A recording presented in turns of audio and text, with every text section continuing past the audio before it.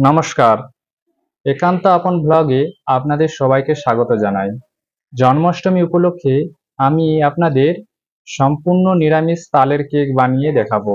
আমি তালের কেক বানানোর জন্য নিয়েছি 100 গ্রাম ময়দা, 100 গ্রাম সুজি, 100 গ্রাম চিনি, সামান্য তালের মাড়, 2 চামচ গুঁড়ো দুধ, গোটা গরম মশলা, সামান্য সাদা তেল, কাজু, কিশমিশ, চীনাবাদাম আর নারকেল কুচি, বেকিং পাউডার আর সামান্য জল।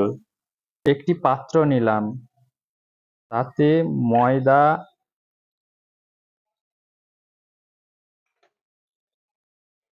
সুজি, চিনি, গুঁড়ো দুধ, তালের মাড়,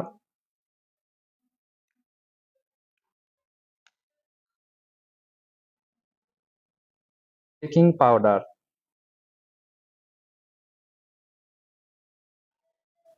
গোটা গরম মশলা, 2 চামচ সাদা তেল,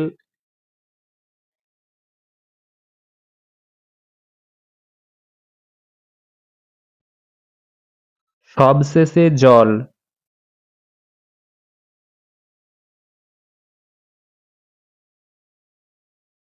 সমস্ত কিছু উপকরণ একসাথে মিশিয়ে নিতে হবে। আরও একটু জল দিলাম।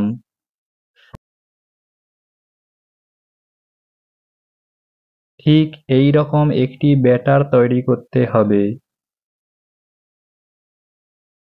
এরপর একটি থালা নিয়ে তাতে অল্প একটু সাদা তেল দিয়ে হাতের সাহায্যে মাখিয়ে নিতে হবে। তারপর থালার মধ্যে মিশ্রণটি ঢেলে নিয়ে তার মধ্যে চীনাবাদাম, নারকেল টুকরো, কাজু বাদাম, কিশমিশ উপর থেকে ছড়িয়ে দিতে হবে।